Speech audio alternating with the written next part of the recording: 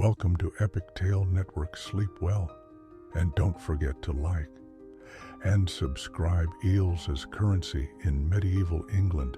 During the medieval period in England, the use of unconventional forms of currency was not uncommon, and one of the more fascinating examples is the use of eels as a medium of exchange, particularly in the context of rent payments.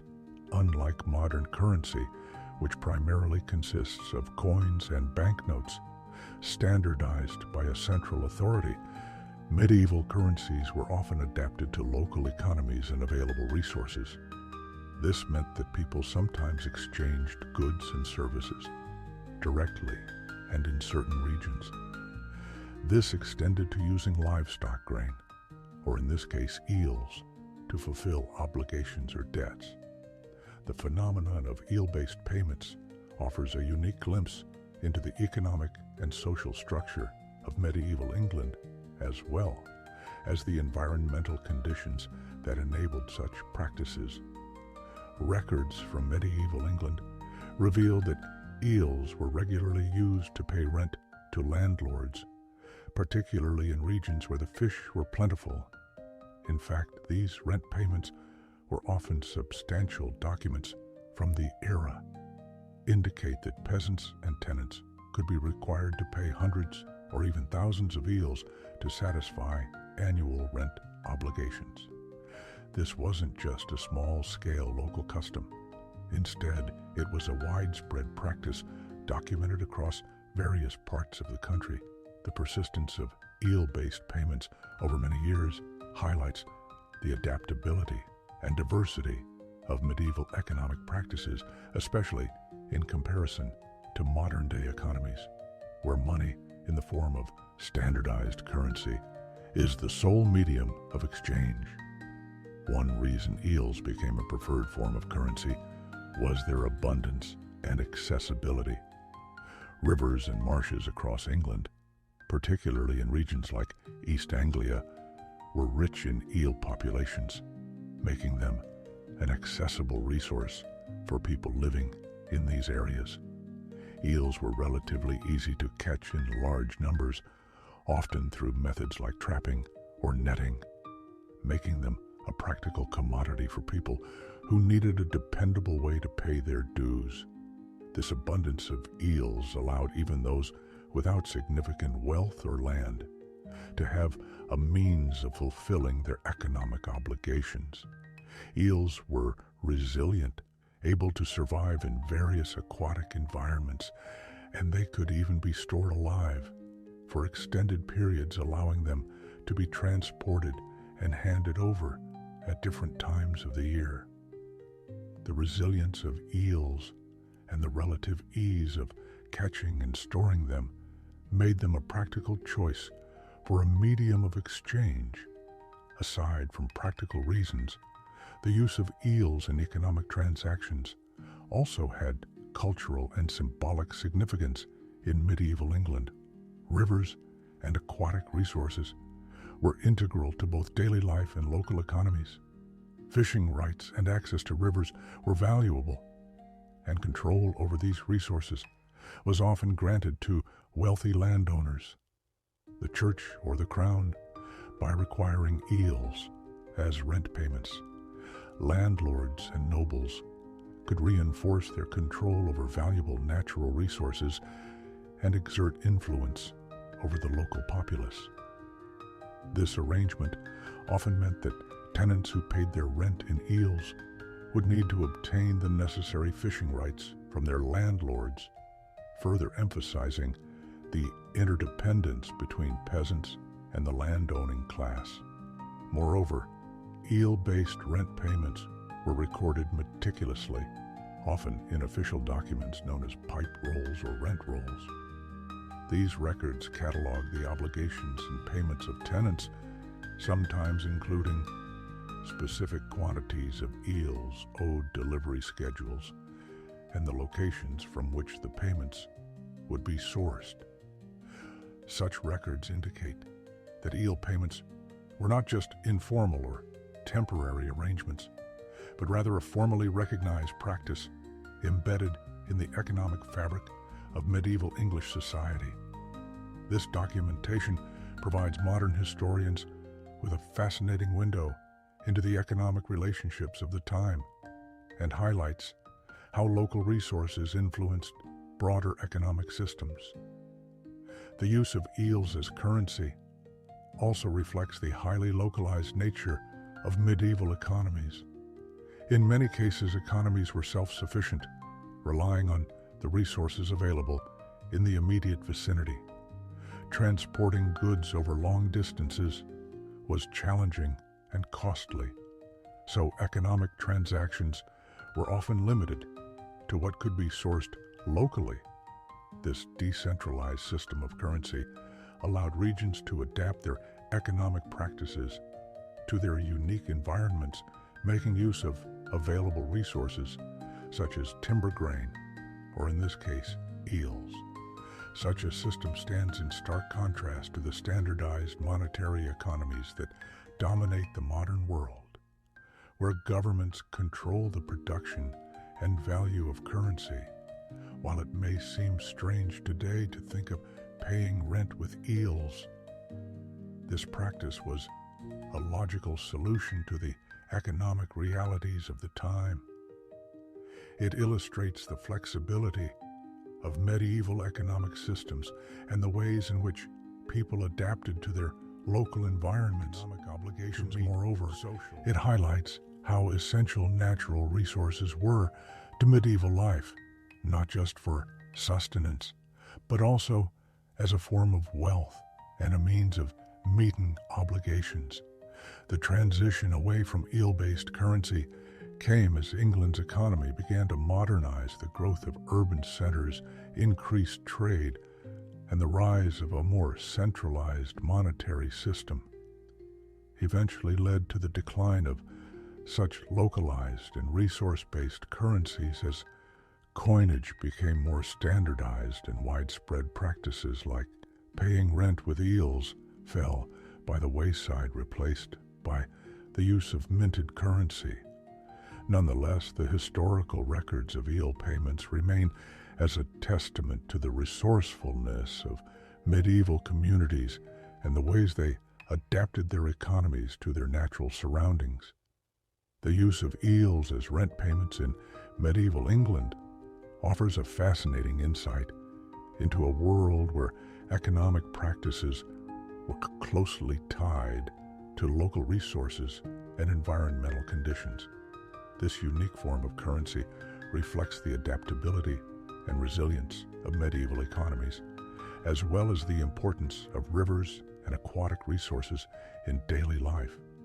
While modern economies are dominated by standardized currency systems, the eel payments of medieval England remind us of a time when wealth was defined by what nature provided and economic obligations were met through ingenuity and adaptation.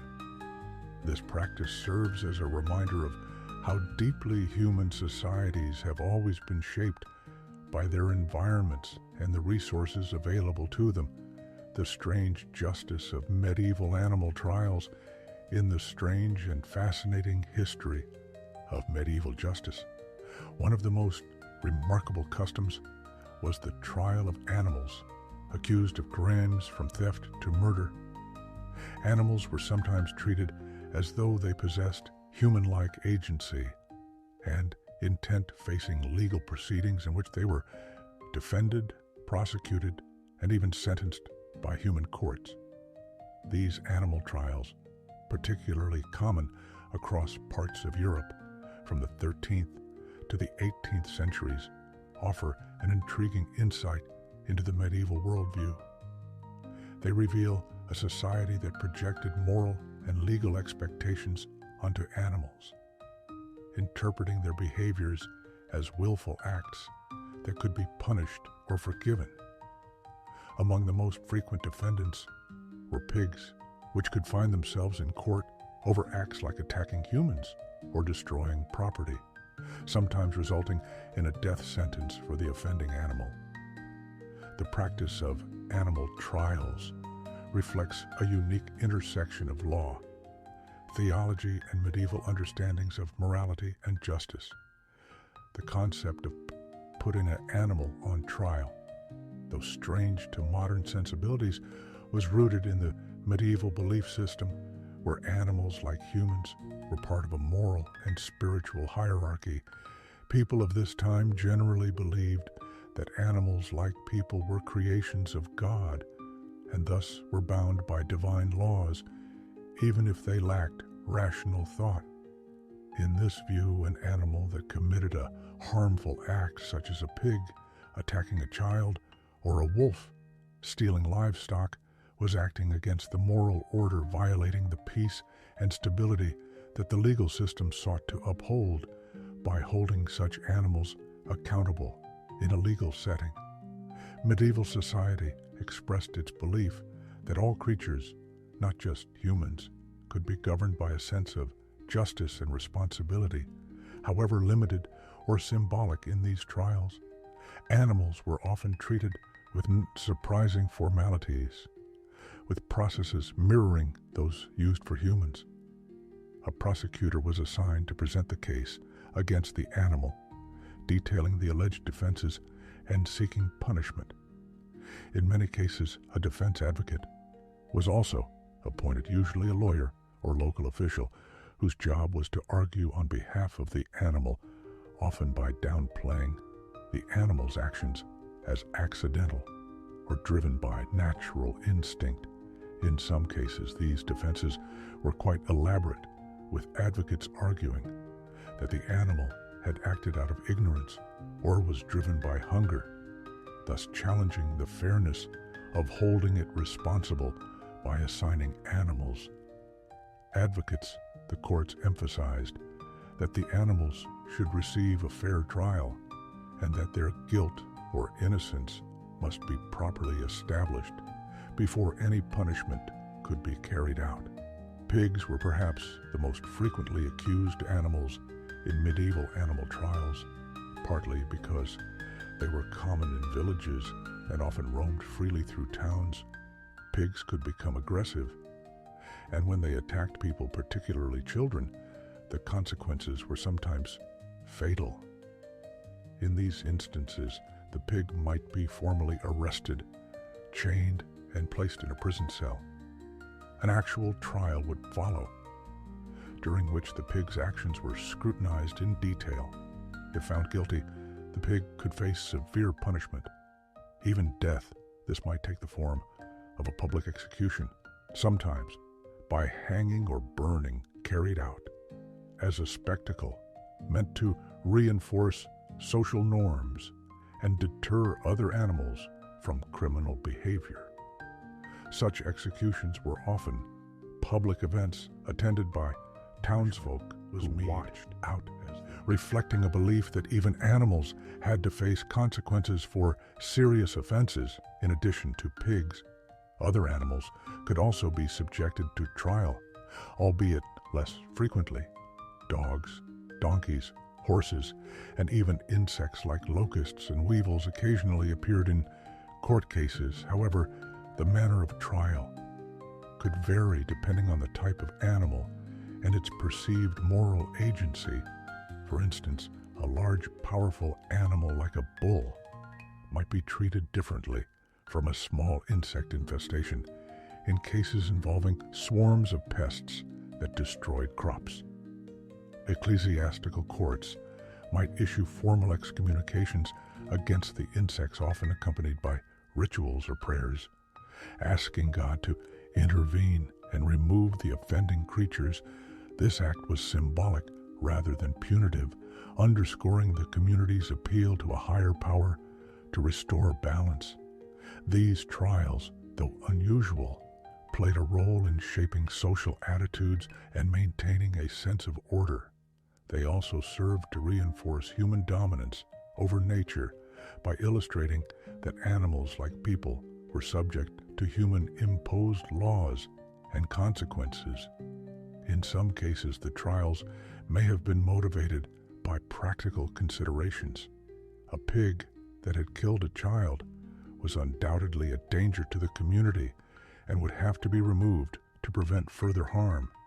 However, the formal trial process transformed this practical need into a public ceremony, one that emphasized accountability and the community's commitment to justice, even in cases involving animals.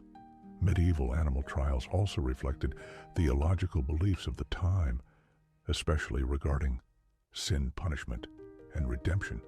The Christian worldview, prevalent in medieval Europe, held that sin disrupted the natural order and that punishment was necessary to restore balance by putting animals on trial.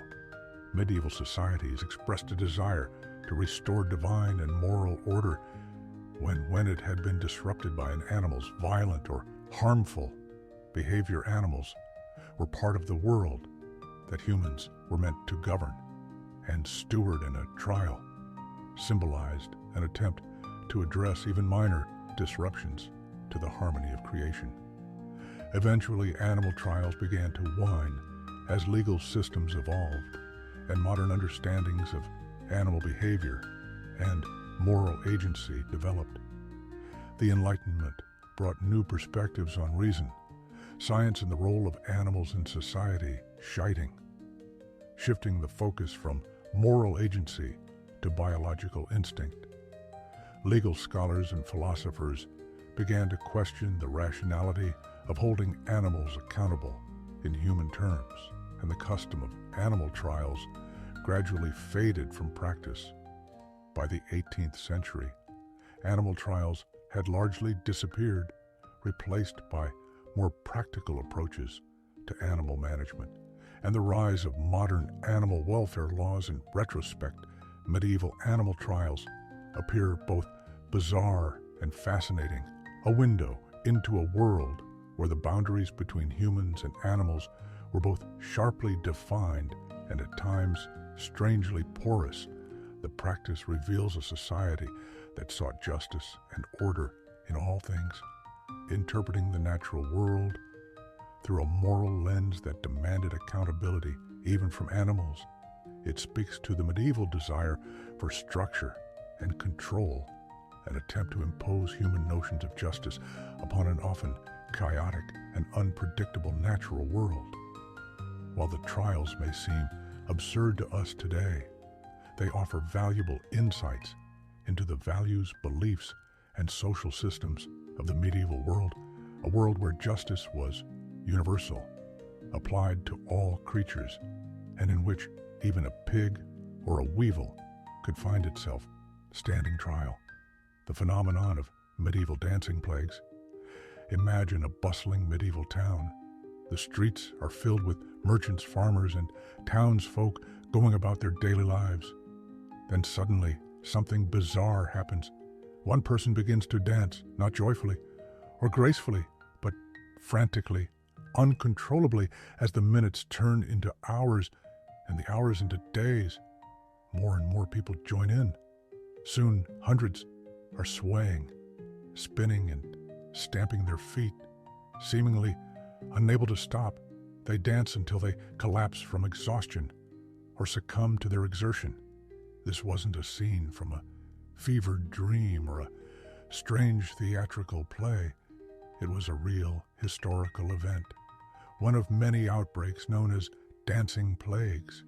These peculiar events, which occurred in medieval Europe, have left historians and scientists puzzled for centuries. The most infamous of these incidents took place in Strasbourg in 1518, where dozens, even hundreds of people danced uncontrollably for days. What could possibly have caused such a bizarre phenomenon? Let's explore the history, the theories, and the strange cultural context of the dancing plagues. The phenomenon of dancing plagues wasn't limited to one location, or time records show that between the 14th and 17th centuries, several outbreaks of uncontrollable dancing occurred across Europe. One of the earliest cases was recorded in 1374 along the Rhine River in what is now Germany. Groups of people would gather and dance compulsively until they collapsed from exhaustion. Some of these outbreaks lasted days, others weeks, and they often spread from town to town. The most famous incident occurred in July 1518 in Strasbourg, a city then part of the Holy Roman Empire. It began with a single woman known as Fra Tra, who stepped into the street and began to dance wildly. Her movements were erratic, with no music to accompany her and no apparent reason behind her actions. Within days, dozens of people had joined her. By the end of the week, the number had swelled to over 400. Historical accounts describe the dancers as frenzied, unable to control their bodies, continuing to dance even as their feet became raw and bleeding. Tragically, many danced until their bodies gave out, with some reportedly dying of heart attacks or strokes. Local authorities were baffled. At first, they believed the afflicted might recover if they simply danced it out. In a misguided effort to help, they hired musicians to accompany the dancers and even built a stage to accommodate the growing crowd. But instead of resolving the issue, these measures only seemed to fuel the frenzy. The dancing continued for weeks before it finally subsided, leaving the community shaken and bewildered. For centuries, scholars have tried to make sense of the dancing plagues. What could drive so many people to such extreme and uncontrollable behavior? Several theories have emerged, each shedding light on different aspects of the phenomenon. One of the earliest explanations was ergot poisoning. Ergot is a toxic fungus that grows on damp rye and other grains, producing compounds that can cause hallucinations, spasms, and convulsions. Essentially, it acts as a natural form of LSD-contaminated bread. A dietary staple at the time could plausibly have triggered strange and uncontrollable behavior among those who consumed it. However, skeptics of this theory argue that ergot poisoning typically causes convulsions and physical distress, not the kind of coordinated rhythmic movements seen in dancing plagues. Despite these critiques, the theory remains one of the more popular explanations. Another plausible explanation is mass psychogenic illness, or what we might call mass hysteria. Today, this occurs when groups of people experience physical symptoms that have no identifiable physical cause, often as a result of psychological stress. The Middle Ages were a period of immense hardship. Famines, plagues, and wars created an atmosphere of chronic fear and anxiety for communities living under such constant stress. It's not hard to imagine how psychological strain might erupt into a physical expression like the dancing plagues. In this interpretation, the dancing outbreaks were a form of collective release, a way for communities to cope with overwhelming stress in a time when other outlets were limited. Religion and superstition also played a significant role in shaping the dancing plagues. Many medieval people believed the outbreaks were a form of divine punishment or a curse. In Strasbourg, the afflicted were thought to be suffering from Saint Vitus's dance, a condition associated with the wrath of Saint Vitus. This belief likely led the spread of the mania, as those affected may have genuinely believed they were cursed, and that dancing was their only means of redemption in such a deeply religious society, where the supernatural was often seen as a primary force in everyday life.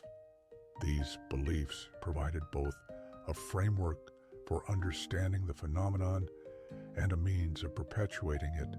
To fully understand the dancing plagues, we need to consider the cultural and social world of medieval Europe. Life at the time was in incredibly difficult. Communities were ravaged by disease, particularly the plague, which wiped out large swaths of the population. Famine was common, wars were frequent, and medical knowledge was rudimentary. These hardships created a constant backdrop of fear and uncertainty. At the same time, medieval society was steeped in religious fervor and superstition.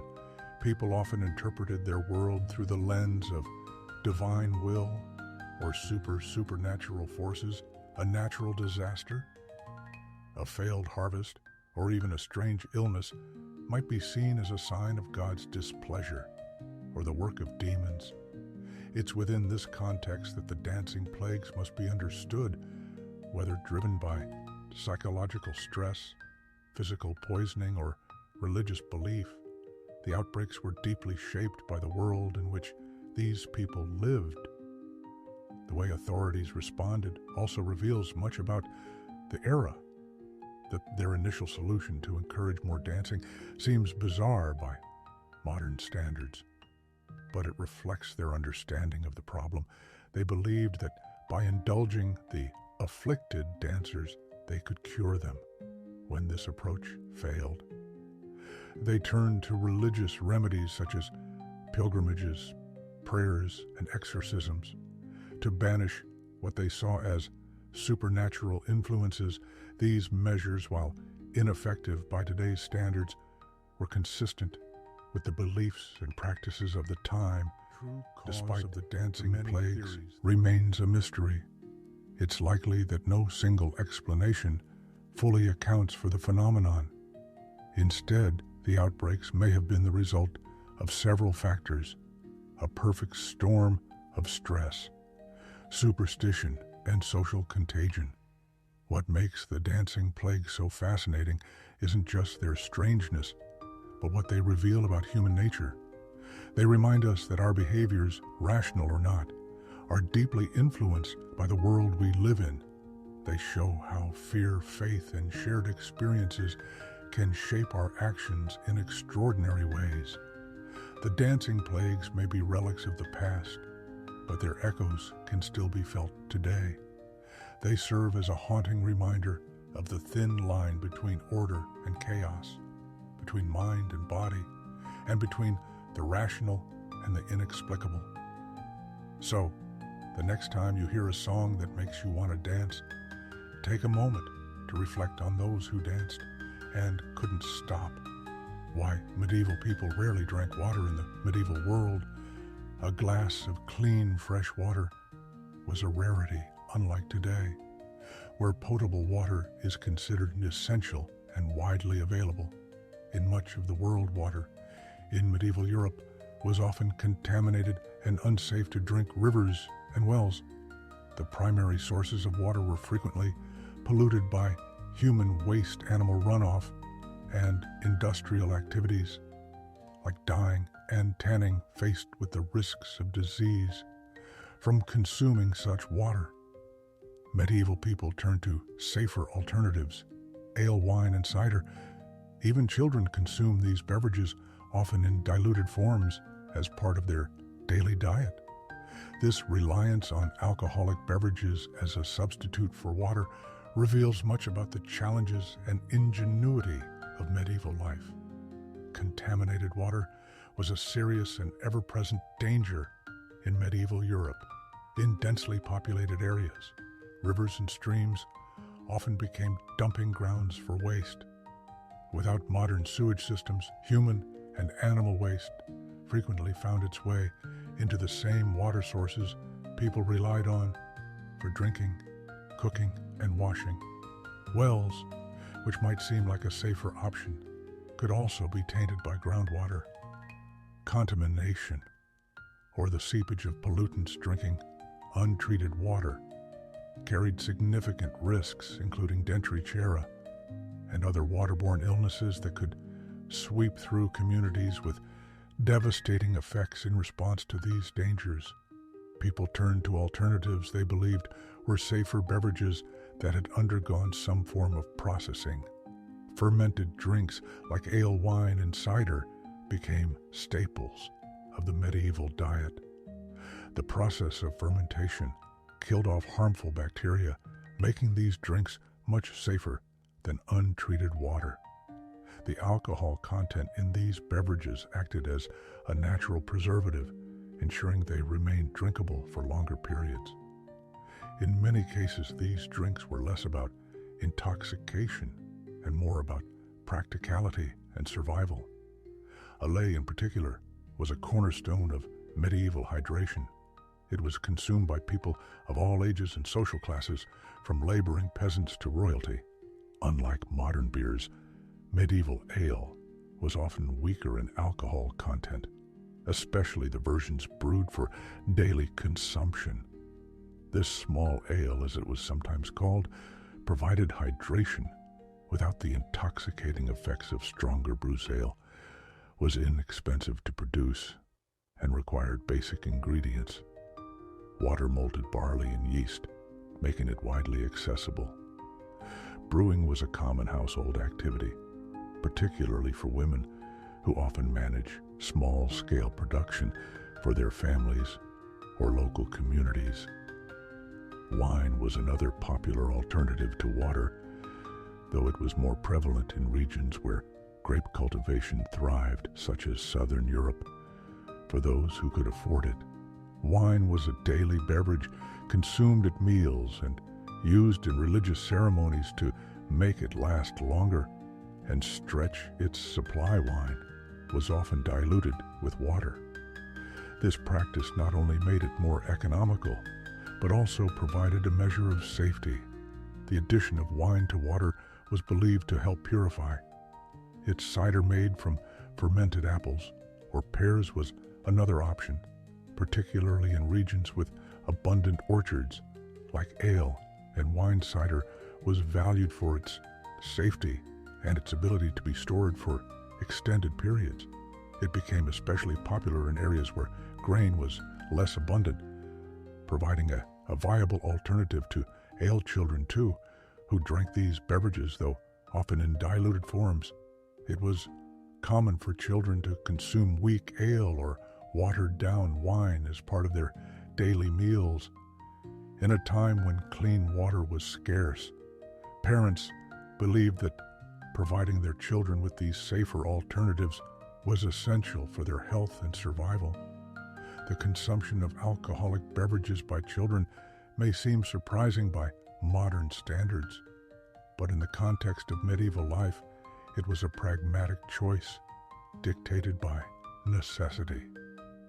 Interestingly, the widespread consumption of these beverages also had social and economic implications. Brewing and winemaking were significant industries in the medieval economy, supporting countless workers and trade networks. Monasteries in the production of ale and wine monks were skilled brewers and winemakers, and their products often set the standard for quality in their regions. Brewing was also an important domestic activity, with women known as all-wives frequently overseeing production in their households or local communities. The reliance on ale, wine, and cider also influenced dietary habits. These beverages were often consumed alongside meals and provided a source of calories and nutrients, particularly for laborers who required substantial energy for their work. In some cases, herbs and spices were added to drinks for flavor and medicinal benefits, further integrating them into the diet and health practices of the time. Despite the practical advantages of fermented beverages, water was not entirely absent from medieval life. It was still used for cooking, washing, and occasionally drinking, especially in rural areas where natural springs or well-protected sources were available. In some cases, people would boil water to make it safer, though this was not a widespread practice due to the effort and resources required. For the most part, however, water was viewed with caution, and fermented drinks remained the preferred choice for hydration. The medieval aversion to water drinking highlights the resourcefulness of societies in adapting to their environments by turning to fermentation and brewing people developed a practical solution to the dangers of contaminated water, ensuring their survival in a challenging world. This reliance on ale, wine, and cider also shaped social practices, economic systems, and even cultural traditions, leaving a lasting legacy that can still be seen in the importance of these beverages in many cultures today in modern times. With access to clean water often taken for granted, it's easy to overlook the ingenuity of medieval solutions to a life-threatening problem. The story of why medieval people rarely drank water is a reminder of how necessity drives innovation, and how even something as simple as a drink can reveal the complexities of human history. The myth of the Mandrake root's deadly scream, among the many strange and fascinating beliefs of medieval Europe, few are as vivid or as eerie as the legend of the Mandrake root, known for its peculiar human-like shape. The Mandrake root held a special place in folklore and superstition. It was widely believed that when uprooted, the mandrake would let out a piercing, supernatural scream capable of killing anyone who heard it. This fear of the mandrake's cry was so great that elaborate methods were devised to harvest the root without endangering human lives. Among these, the most famous was the use of dogs, which were set to pull the root free while sparing their owners from the deadly sound. Though the myth of the Mandrake scream is long gone, its origins and enduring allure offer a fascinating glimpse into the intersection of mythology, medicine, and fear. The mandrake, or Mandrake officinarum, is a real plant native to the Mediterranean region. Its roots, often forked, can bear a striking resemblance to the shape of a human figure with appendages that suggest arms and legs. This resemblance likely played a significant role in the plant's association with magical properties. Ancient and medieval texts describe the mandra as a potent ingredient in both medicine and magic. Its roots were said to possess powerful healing properties, and they were used in treatments for ailments ranging from insomnia to infertility. At the same time, the mandrake was believed to have dark and dangerous qualities, making it both revered and feared. The legend of the Mandrake scream appears to have its origins in antiquity. Writers such as Pliny the Elder and Dioscorides mentioned the plant's associations with death and its supposed ability to emit a cry when uprooted over time. These accounts were elaborated upon in medieval folklore, culminating in the belief that the Mandrake scream was fatal to anyone. Within earshot, the imagery of the mandrake became deeply rooted in the popular imagination, appearing in works of art, literature, and herbal manuals. The plant's mysterious and anthropomorphic appearance made it an ideal subject for superstition, and its purported scream became a cautionary tale about the dangers of meddling with force is beyond human understanding. To harvest a mandrake without falling victim to its scream, medieval collectors were said to employ ingenious and often theatrical methods. The most famous involved the use of a dog.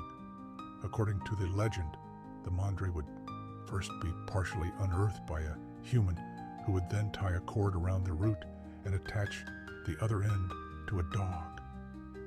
The collector would retreat to a safe distance, while the dog was encouraged to pull the root free. As the mandrake let out its deadly scream, the dog would perish in place of its owner, allowing the root to be safely retrieved.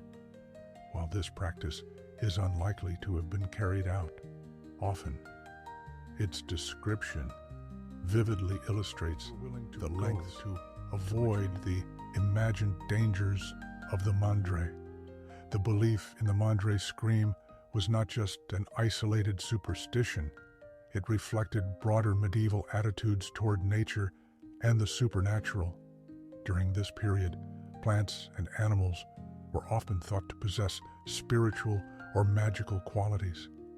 The natural world was seen as a place filled with both divine and demonic forces, and phenomena that could not be easily explained were often attributed to supernatural causes. The Mandrake, with its uncanny resemblance to the human form, was a prime candidate for such beliefs. Its association with life, death, and the supernatural placed it at the crossroads of medicine, magic, and myth. The Mandrake's supposed dangers also gave it an air of exclusivity and mystique because of the difficulty and risk associated with harvesting it. The root became a prized commodity. Wealthy individuals and practitioners of magic were willing to pay high prices for mandrakes, which were often sold as talismans or ingredients in magical potions. The plant's reputation ensured its place in both popular folk lore and the practices of alchemy and occultism.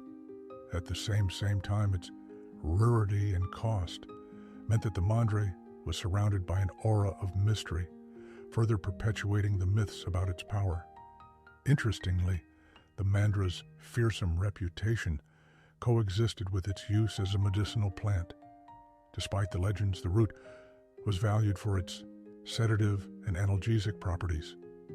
When properly prepared, it could be used as an anesthetic or painkiller, making it a valuable tool in medieval medicine.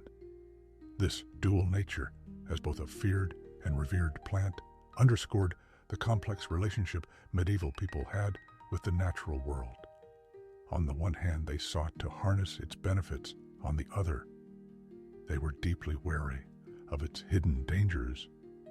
The myth of the Mandrake scream began to fade as scientific understanding of plants and medicine advanced by the Renaissance scholars and physicians began to question the more fantastical aspects of the Mandrake's reputation, focusing instead on its practical applications. The development of modern botany and pharmacology eventually stripped the Mandrake of its mystical associations, though its place in folklore remains secure. Today, the Mandrake continues to captivate the imagination, appearing in stories, films, and other media as a symbol of mystery and magic. The legend of the Mandrake root scream is a testament to the power of human imagination and the ways in which myths can shape our understanding of the natural world. It reflects a time when science and superstition were deeply intertwined, and when plants were not just objects of study, but also vessels of mystery and wonder.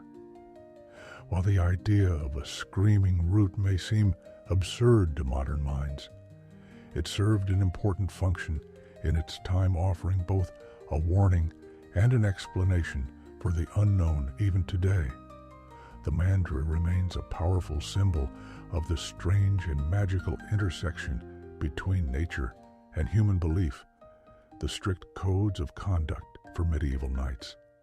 The image of a knight in shining armor is a powerful and enduring symbol of the Middle Ages, often romanticized in literature and popular culture. Knights are seen as paragons of bravery, honor, and gallantry. However, behind this idealized image lay a strict and complex code of conduct that governed nearly every aspect of a knight's life, known as chivalry. This code was far more than just a set of guidelines for proper behavior. It was a binding system of rules that dictated how knights conducted themselves in battle, in society, and in their personal lives. These codes of chivalry reflected the values of medieval society, emphasizing loyalty, respect for women, religious devotion, and fair conduct in warfare. While the ideals of chivalry were not always upheld in practice, they nonetheless provided a framework for the conduct of knights and helped define the role of the warrior elite in medieval Europe. At its core, The chivalric code was designed to regulate how knights engaged in combat warfare in the Middle Ages was brutal, and the chivalric code sought to impose order and restraint on the chaos of battle. Knights were expected to fight honorably, avoiding tactics that were considered cowardly or dishonorable. For instance, ambushes, the killing of unarmed opponents, or the use of deceit were generally frowned upon, as they violated the knightly ideal of facing one's enemies with courage and fairness. Knights were also encouraged to show mercy to defeated foes, particularly those of noble rank. Capturing a noble enemy for ransom was often considered more honorable and more profitable than killing them outright. Another key aspect of the chivalric code was the idea of fighting only those deemed worthy opponents. Not nuns were expected to engage in combat with other knights or warriors of similar status, rather than attacking commoners or defenseless individuals. This principle, while not always followed, reinforced the notion that knights belonged to rules and traditions. It also served to limit the scope of violence during times of war, as knights were discouraged from targeting non-combatants or causing unnecessary destruction outside of the battlefield. Cheval placed great importance on a knight's behavior.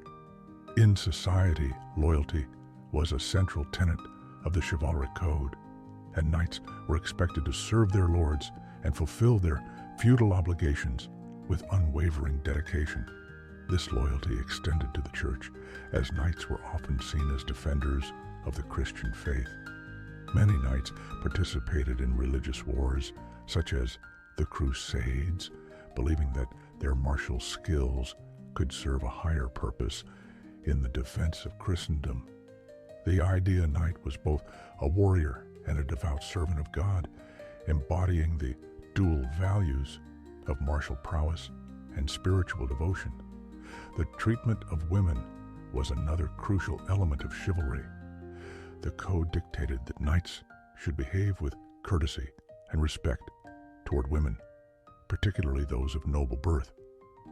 This aspect of chivalry is often associated with the concept of courtly love, a romanticized and highly ritualized form of admiration for an idealized lady. While courtly love was largely a literary construct, it reflected broader expectations that knights should act as protectors and supporters of women.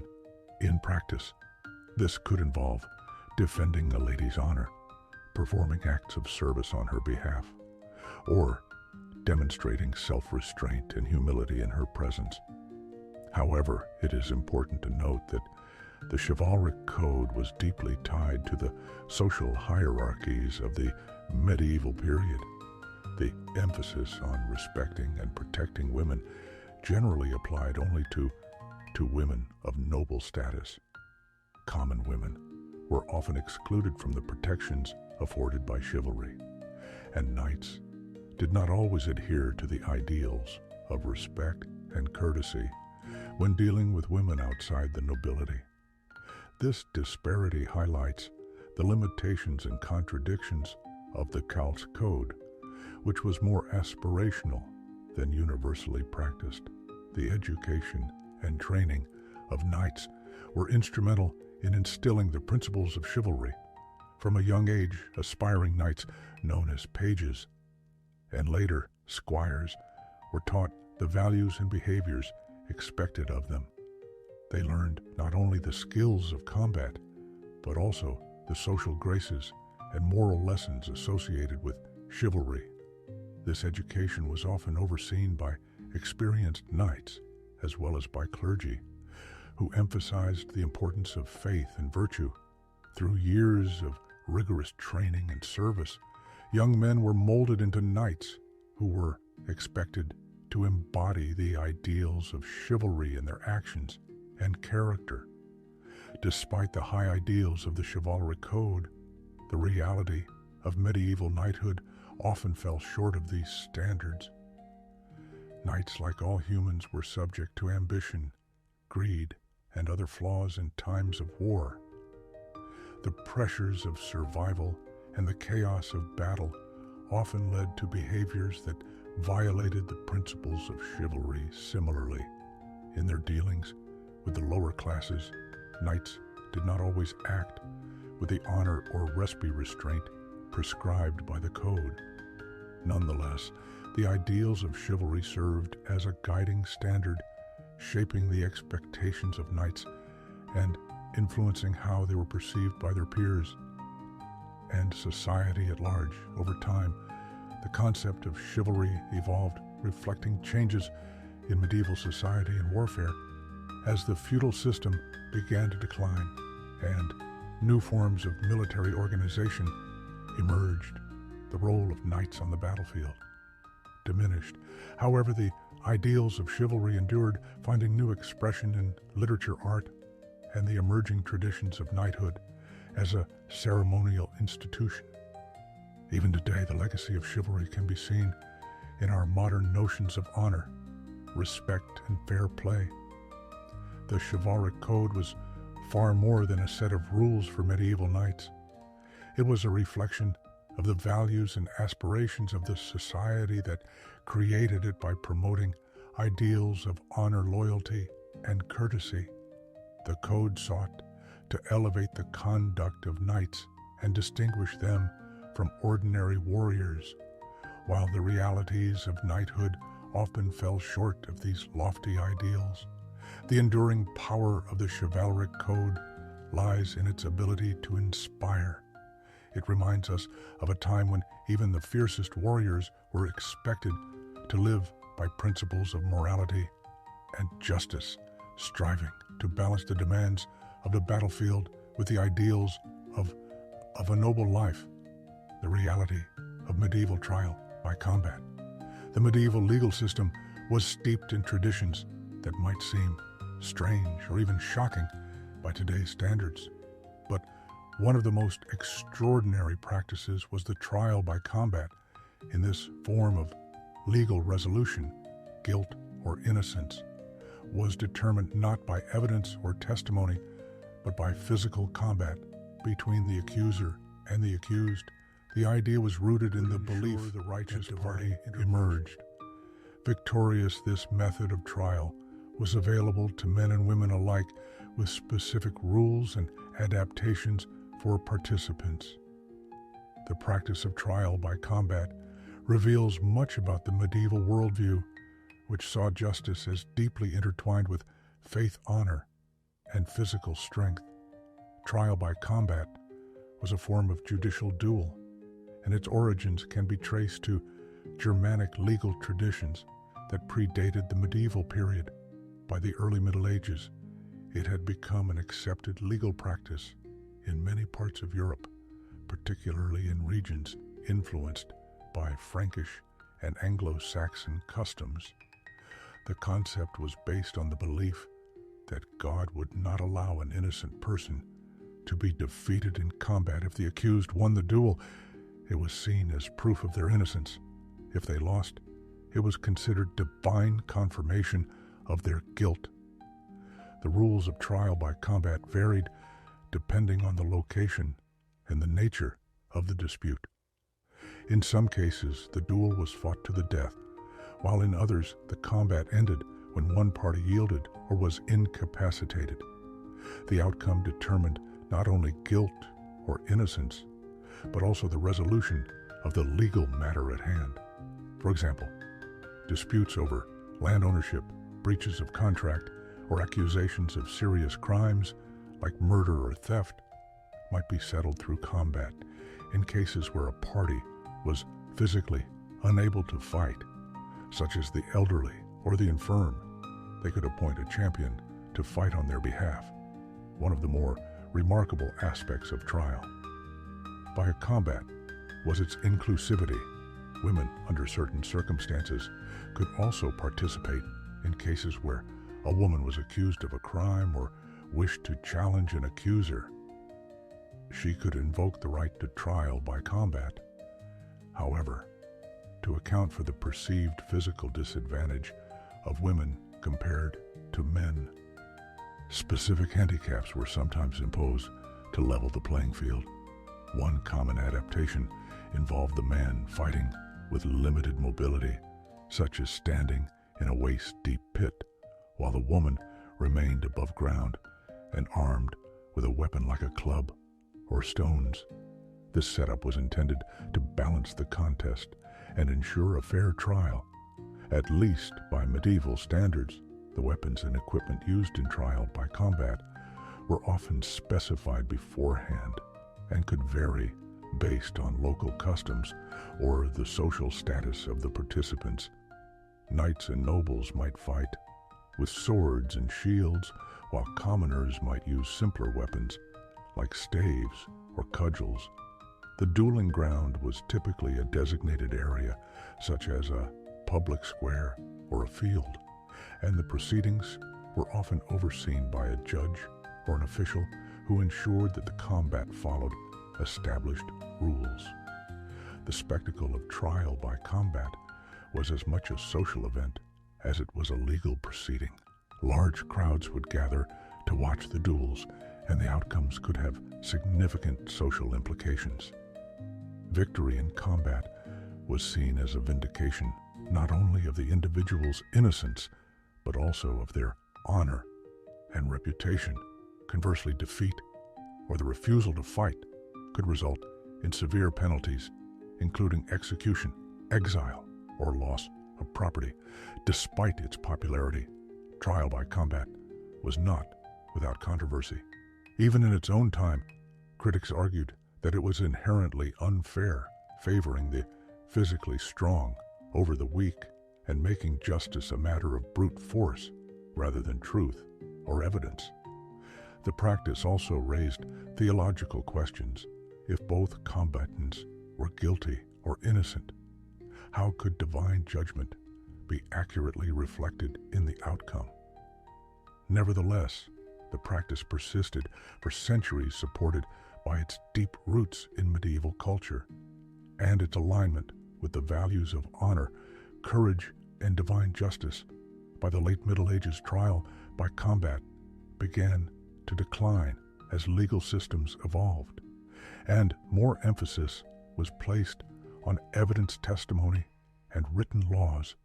The rise of centralized judicial institutions and the influence of Roman legal traditions contributed to the phasing out of judicial duels. However, in some regions, the practice persisted into the early modern period. One of the last recorded instances of trial by combat in England occurred in 1818, when a man accused of murder invoked his right to combat.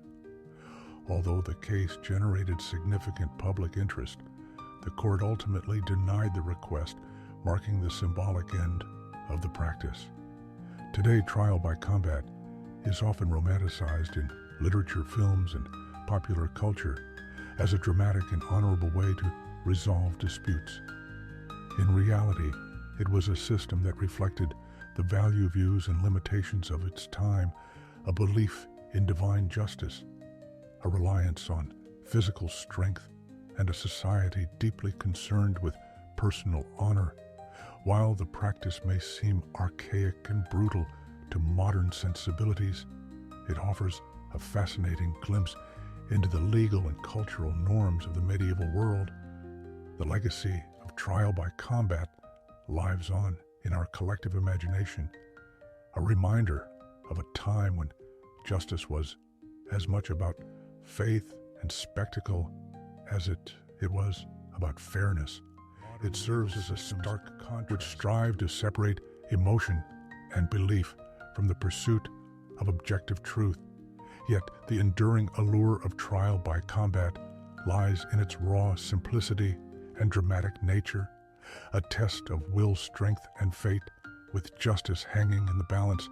The fear of wild men in medieval Europe, in the dense, untamed forests of medieval Europe, a shadowy figure lurked in the collective imagination. The wild man or wood owl, these mythical human-like creatures, were believed to live deep in the wilderness far from the structured world of towns, villages, and farms. To the medieval mind, wild men embodied both fascination and fear. They were seen as symbols of untamed nature, lurking on the edges of civilization, dangerous yet strange. Compelling representations of these creatures appeared in art, literature, and folklore, reflecting the anxieties and beliefs of a society deeply tied to the natural world.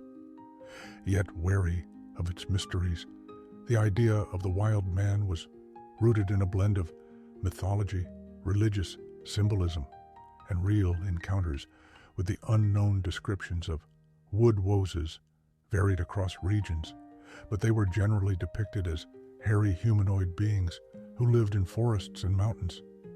They were thought to be strong, solitary, and animalistic, lacking the social order and morality of human society. In some accounts, wild men were portrayed as brutish and violent, attacking travelers or stealing livestock. In others, they were depicted as pitiable creatures lost to the wilderness and separated from the grace of God. Art and literature of the medieval period frequently featured wild men, often as symbols of chaos, and the untamed illuminated manuscripts, tapestries, and sculptures depicted them as muscular figures covered in hair-wielding clubs or other primitive weapons. In these portrayals, the wild man stood in stark contrast to the knights and noble figures of the civilized world. The imagery of the wood war was not merely decorative, it carried deep cultural significance. Wild men were a reminder of the thin boundary between civilization and the wilderness, and between human nature and animal instinct. The fear of wild men was tied to the medieval perception of the forest as a place of danger and mystere. Unlike the carefully cultivated fields and orderly towns of medieval Europe, forests were wild, unpredictable, and difficult to control. They were home to wild animals, outlaws, and in the popular imagination, supernatural beings like fairies, witches, and of course, wild men. For many medieval Europeans, the forest represented the unknown, a place where the rules of human society no longer applied. The wild man, as a creature of the forest, embodied these fears and served as a symbol of the potential chaos that lay beyond the borders of the known world. Religious and moral interpretations of wild men added another layer of meaning to the myth in Christian thought. The wild man was often seen as a figure of moral decline, someone who had turned away from God and succumbed to their basest instincts. Stories of wild men sometimes involved their redemption as they were tamed by the influence of faith and brought back into human society. These tales reinforce the idea that civilization and piety were intertwined, while the wilderness was associated with sin and separation from God. At the same time, the wild man also carried a certain allure as a creature. Unbound by the rules of society, the wood represented freedom and raw power. In some stories, wild men were depicted as wise or noble figures, guardians of the natural world who lived in harmony with its rhythms. This duality, the wild man as both threat and ideal, mirrored medieval ambivalence toward nature itself. While nature was feared for its dangers, it was also admired for its beauty and power qualities that the wild man embodied in his untamed existence. The wild man myth may also have been influenced by real encounters with people who lived outside the norms of medieval society. Hermits, vagabonds, or individuals with mental illnesses might have been perceived as wild men, particularly if they lived in remote areas or displayed unusual behavior. Additionally, sightings of large, hairy animals such as bears could have contributed to the belief in humanoid forest creatures. Over time, these elements, blended with folklore and artistic depictions, to create the enduring image of the wild man, medieval art and literature reflects the deep connection between people and their environment. During this period, in a world where nature played a central role in daily life, the wild man served as a potent symbol of the fears, desires, and moral lessons associated with the natural world. He was a reminder of humanity's vulnerability, caught between civilization and the untamed wilderness. As the Middle Ages gave way to the Renaissance, the wild man began to fade from the cultural imagination.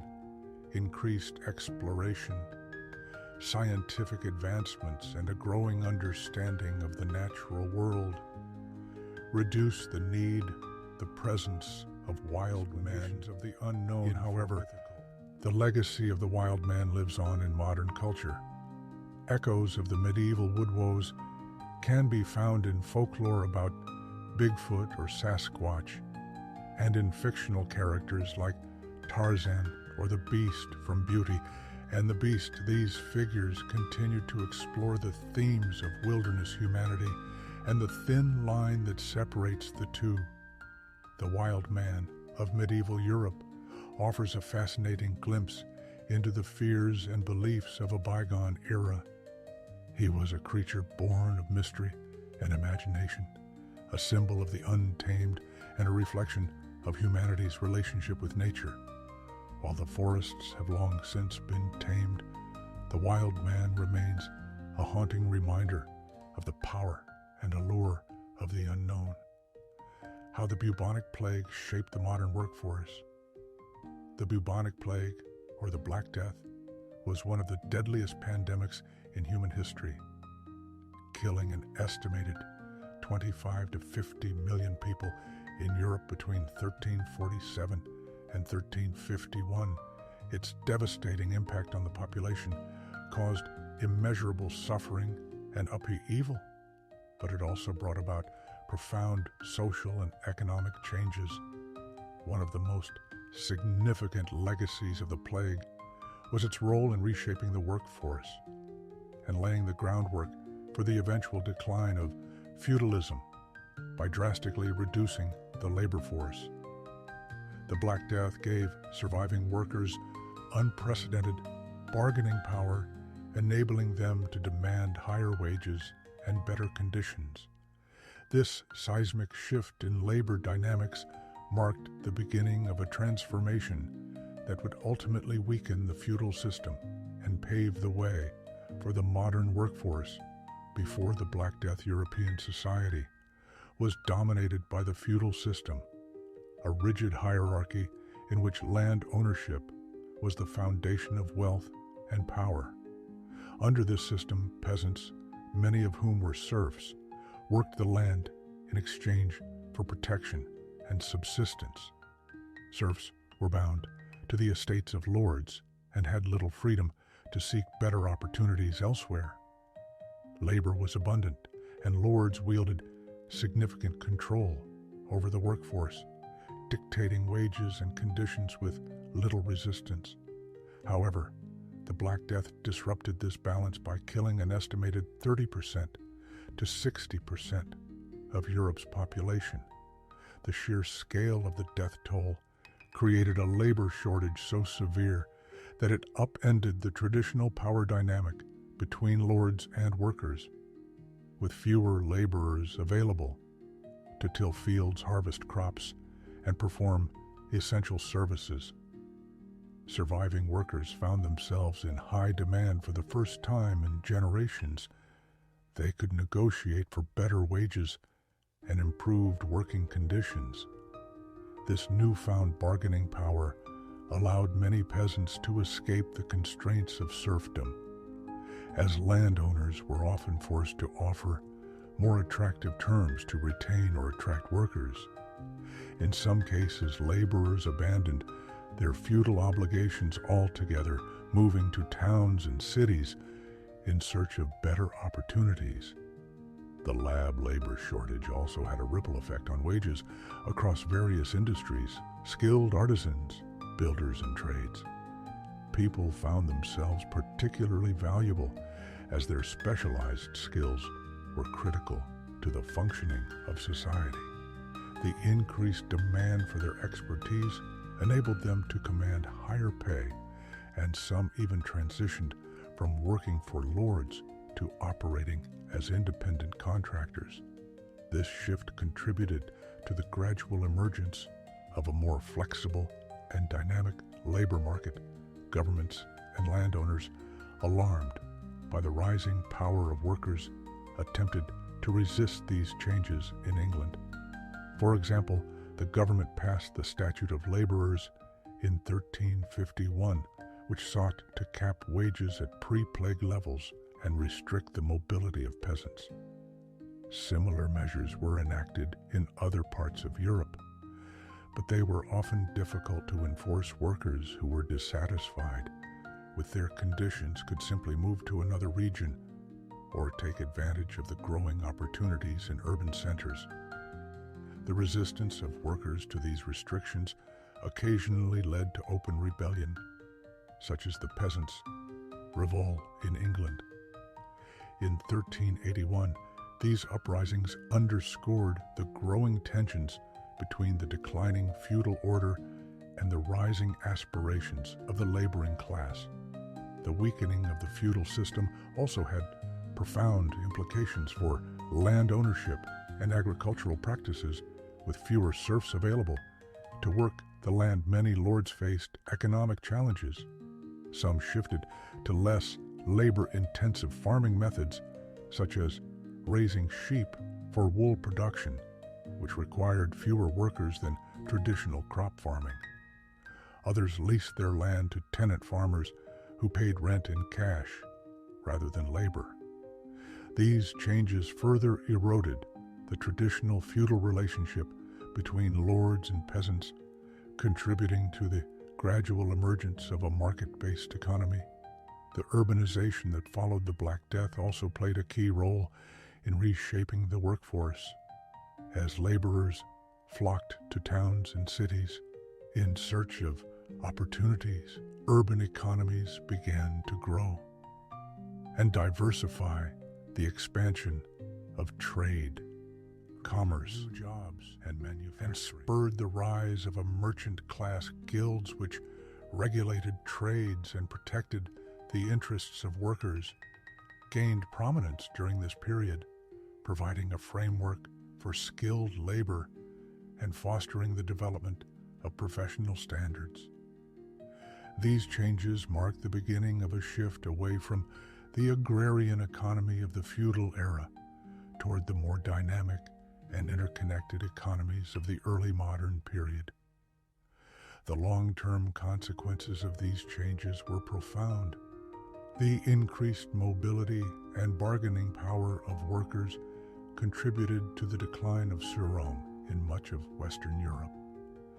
By the late Middle Ages, the rigid social hierarchies of the feudal system were beginning to give way to more fluid class structures where wealth and status were increasingly determined by trade, commerce, and individual achievement rather than by land ownership alone.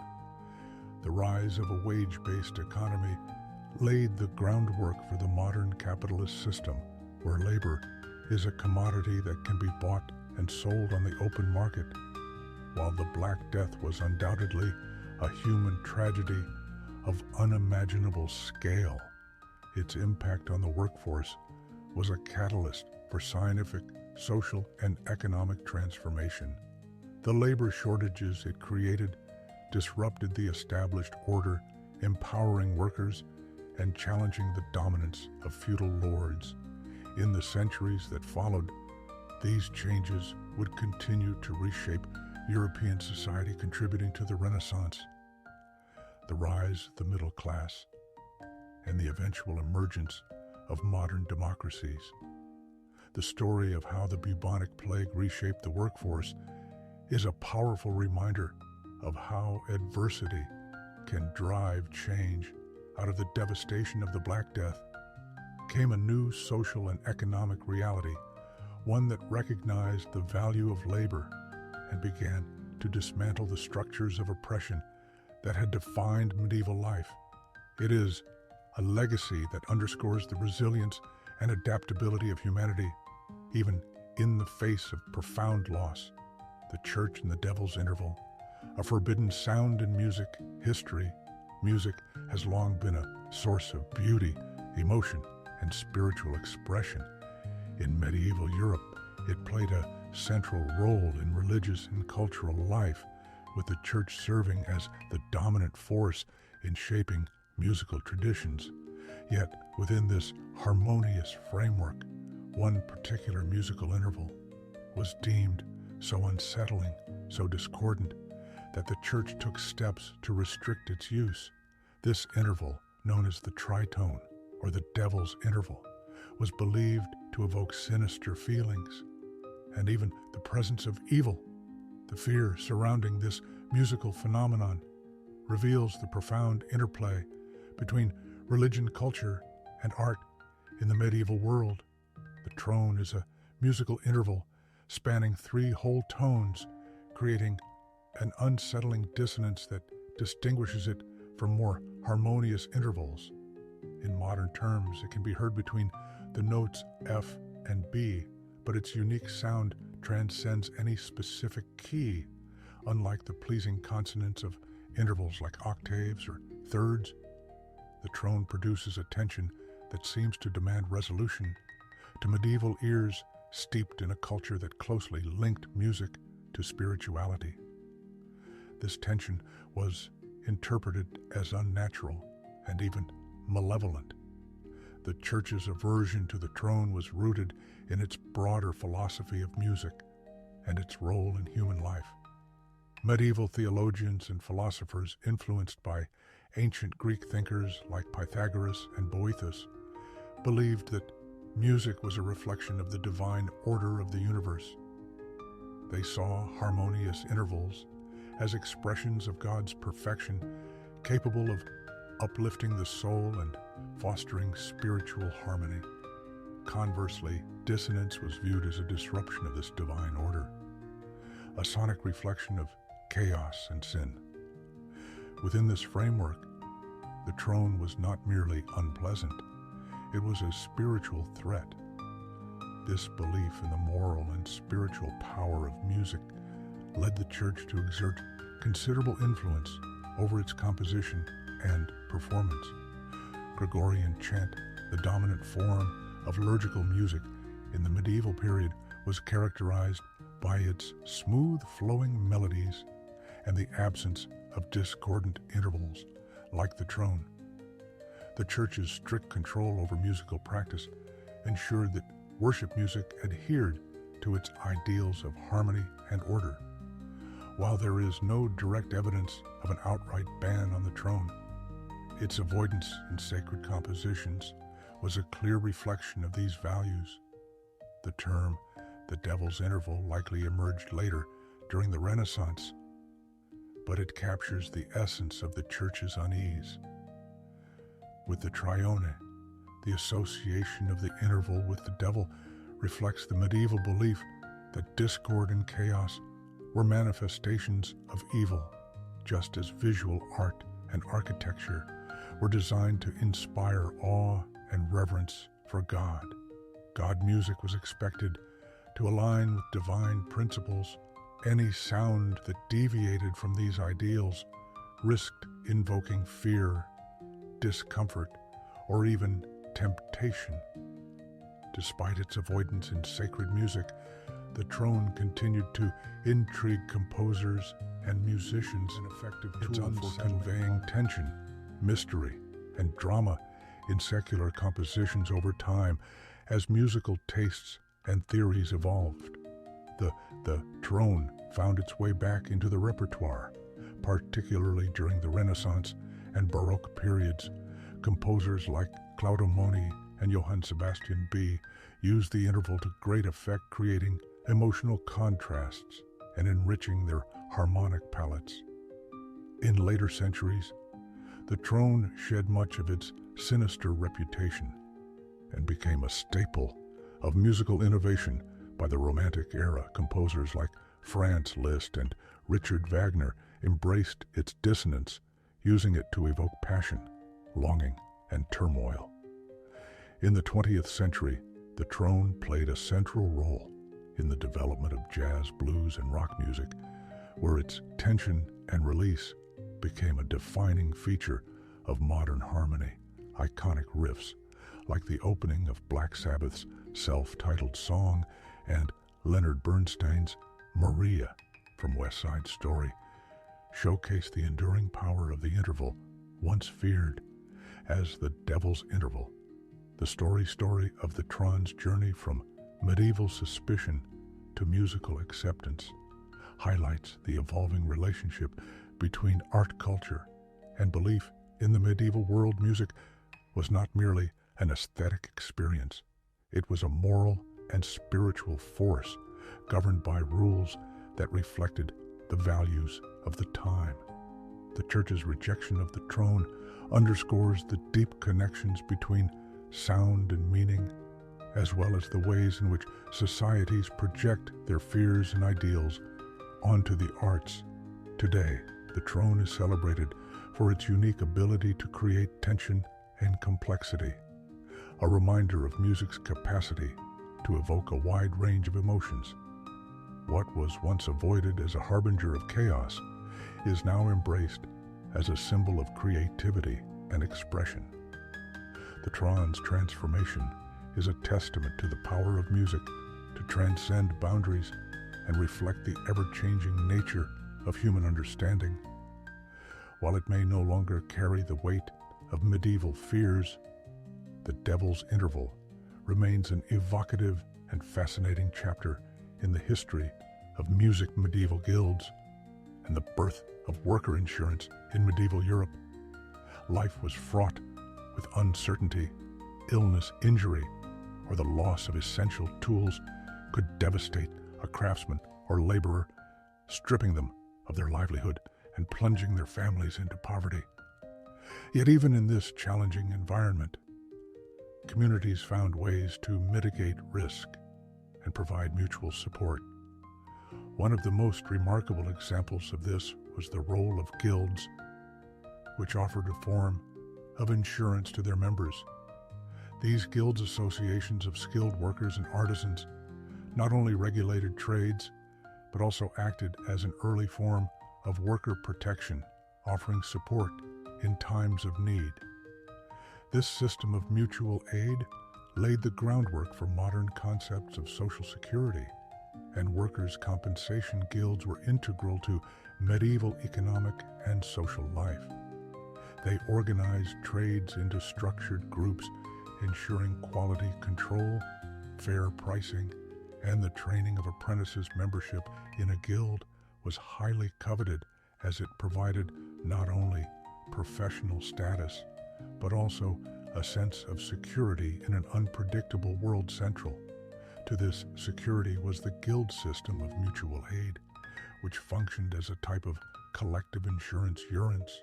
One of the most important forms of support offered by guilds was protection for tools and equipment. In the medieval era, tools were often a craftsman's most valuable possessions, representing a significant investment of time and money. Losing or damaging these tools could mean an inability to work and earn a living. To address this risk, many guilds established funds to help members repair or replace their tools. These funds were financed through membership fees or contributions, creating a shared pool of resources that could be used to assist any member in need. Guilds also provided financial support for members who fell ill or were injured in an age before modern medicine. Sickness and injury were common and could leave a worker unable to perform their trade for weeks or even months. Guilds stepped in to provide monetary aid during these periods, helping members cover basic living expenses and ensuring they could recover without the added burden of financial ruin. This assistance extended to families as well, with guilds often supporting widows and orphans of deceased members, offering them financial aid or vocational training to ensure their continued survival. In addition to financial assistance, guilds created a sense of community and mutual obligation among their members. Regular meetings, religious gatherings, and social events reinforce the bonds between members, fostering a culture of solidarity. This communal spirit was essential to the functioning of the guild's insurance-like systems. Members understood that by contributing to the collective fund, they were not only safeguarding their own future, but also supporting their peers. In times of need, guilds also played a role in broader social welfare. Many maintained charitable foundations to care for the sick, elderly, and poor within their communities. These institutions often serve both guild members and the wider population, reflecting the guild's dual commitment to their trade and their community. This combination of professional regulation and social support made guilds a cornerstone of medieval urban life. The religious dimension of guilds further reinforced their role as providers of support. Many guilds were associated with patron saints and engaged in collective worship, and charity members believed that their contributions to the guild's mutual aid funds and charitable activities were acts of piety, helping to secure their salvation. This blending of economic and spiritual concerns made the guild support systems both practical and deeply meaningful to their members. While guilds primarily served urban trades, people, and artisans, their practices influenced broader developments in social welfare. The idea of pooling resources to mitigate individual risk and provide collective support resonated. Beyond the guild system, over time, these principles evolved into more formalized systems of insurance and social security, shaping the policies of governments and trade unions. In later centuries, the decline of guilds in the early modern period was driven by economic and political changes, including the rise of centralized states and the advent of industrialization. However, their legacy endures. Modern labor, unions, mutual aid societies, and even national social welfare programs owe much to the medieval guild systems of mutual support. The guilds demonstrated that cooperation and community could provide security and resilience in the face of life's uncertainties, an idea that remains relevant today. In retrospect, the insurance provided by medieval guilds was a remarkable achievement, offering stability and solidarity in a time of great vulnerability. These early systems of worker protection were not only practical responses to economic risks, but also express of the deeply held values of mutual aid and collective responsibility.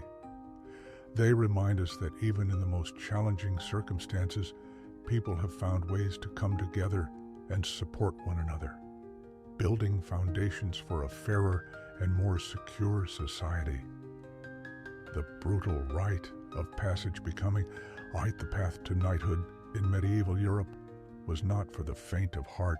Aspiring knights, known as squires, underwent years of rigorous training to master the skills of combat horsemanship and courtly conduct.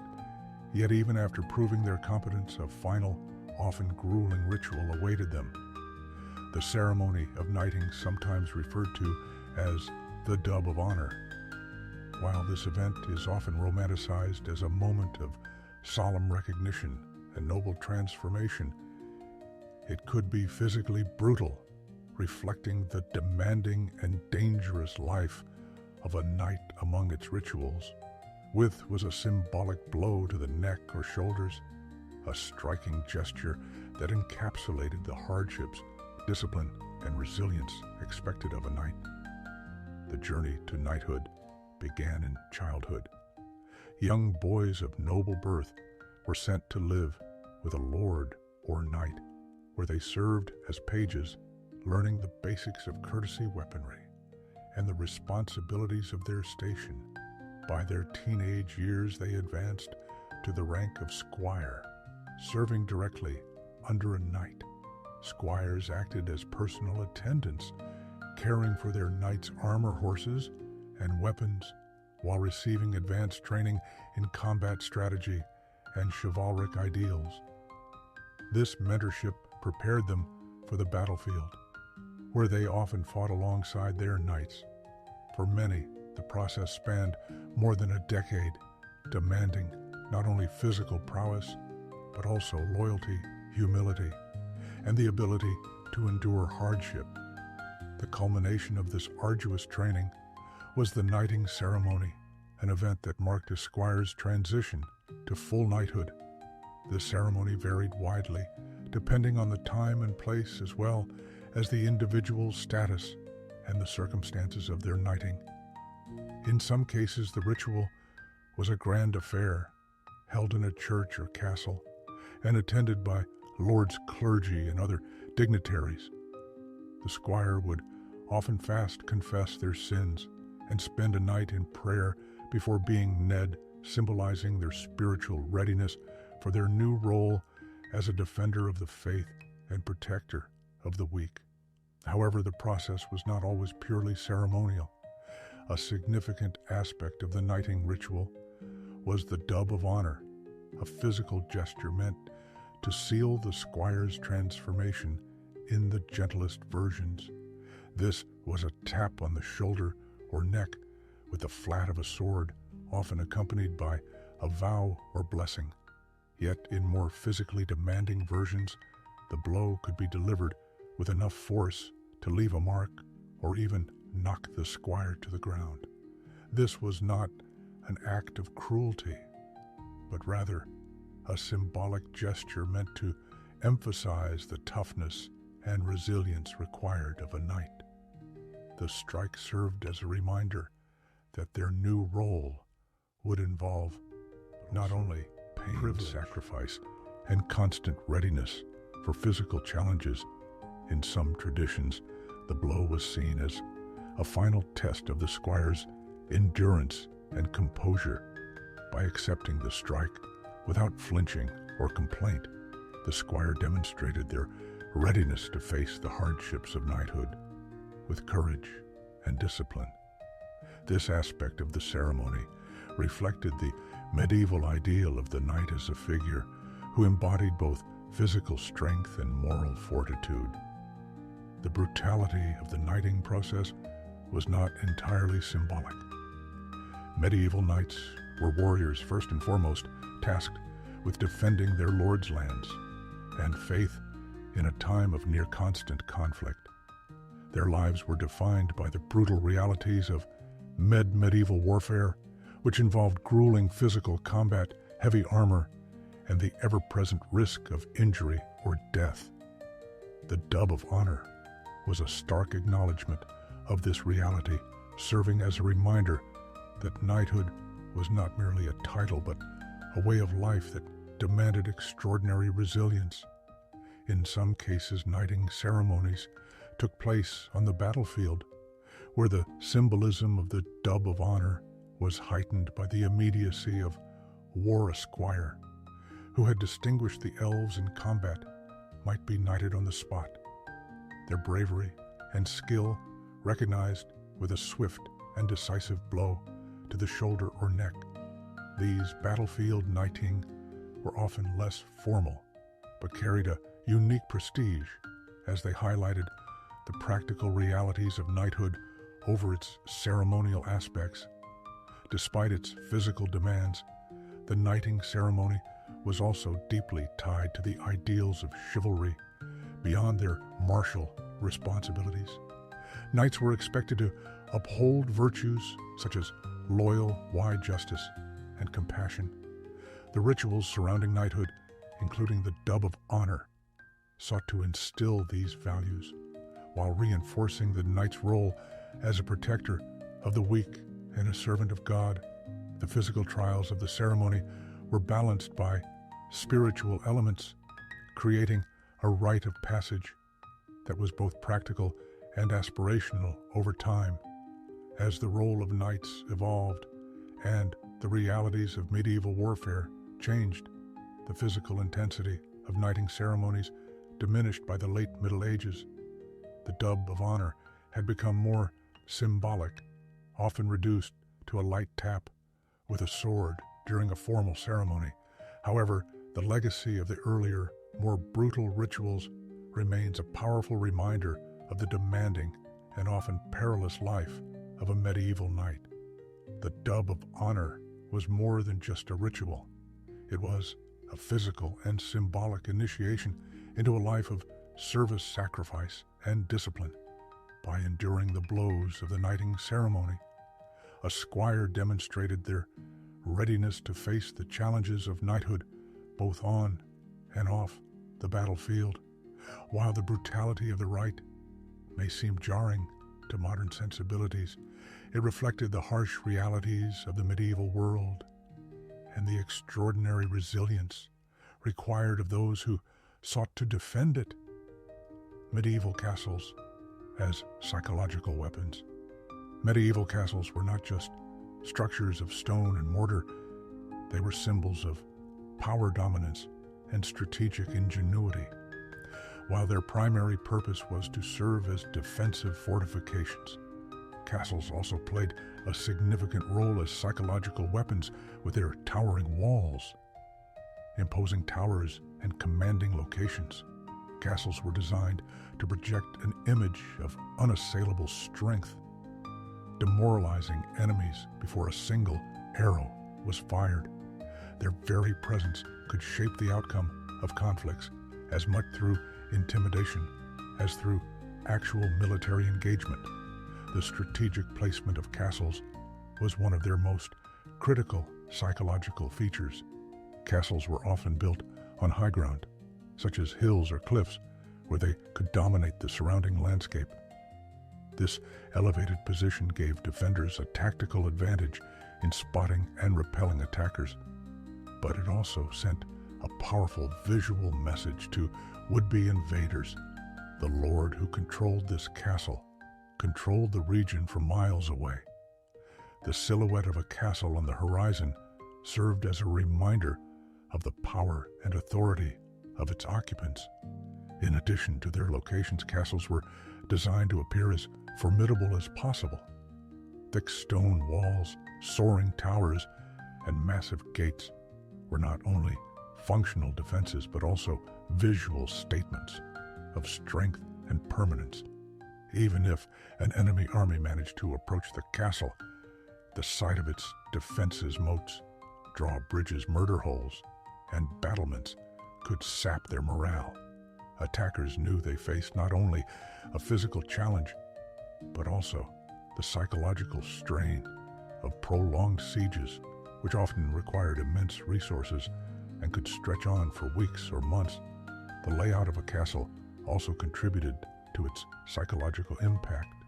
Castles were typically surrounded by outer defenses such as moats, curtain walls, and barons, creating layers of obstacles that forced attackers to contend with multiple lines of defense. Inside the walls, the central keep, or dungeon, loomed as the final stronghold, a daunting reminder of the defender preparedness. The symbolic weight of the keep was immense. It represented the heart of the castle and the determination of its occupants to hold out against any assault. For local populations, castles were symbols of security and authority, but for enemies, they represented an unyielding obstacle. The psychological effect of a castle often extended beyond the battlefield. During times of war or rebellion, the mere existence of a castle in a region could deter uprisings or discourage opportunistic attacks. Lords and kings understood this and often commissioned castles, not just for defense, but also as a means of projecting their dominance.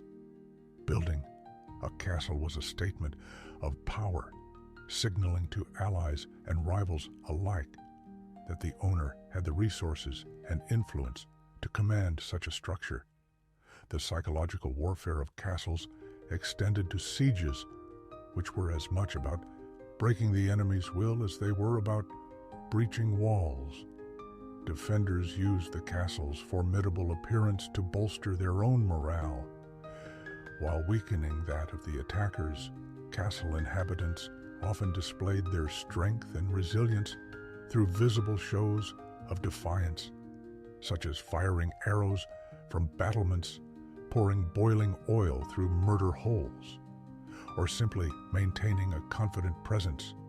Atop the walls, the defender's ability to withstand an extended siege relied not just on physical defenses, but also on their ability to outlast the enemy's determination.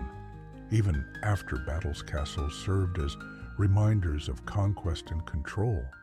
When a lord or king captured a rival's castle, they often made modifications to emphasize their victory, such as adding larger towers or more ornate elements.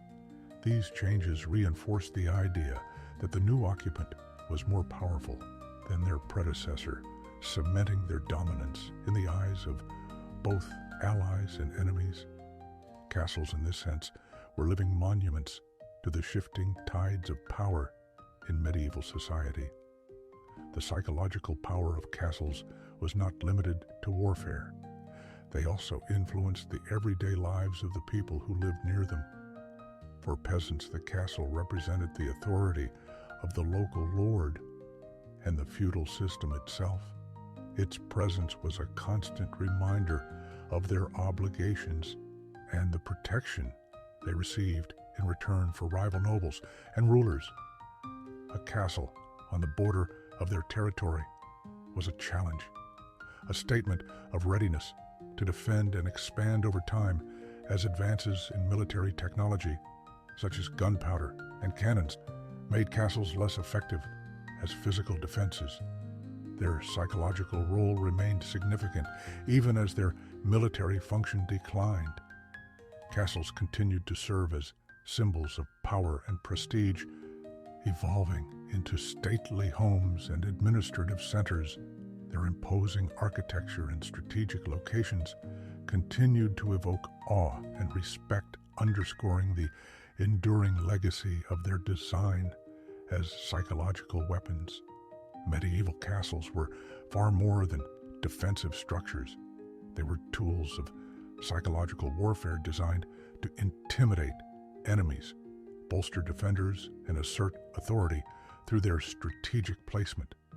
Imposing architect and layered defenses, they communicated strength and dominance, shaping the outcomes of conflicts without the need for direct confrontation.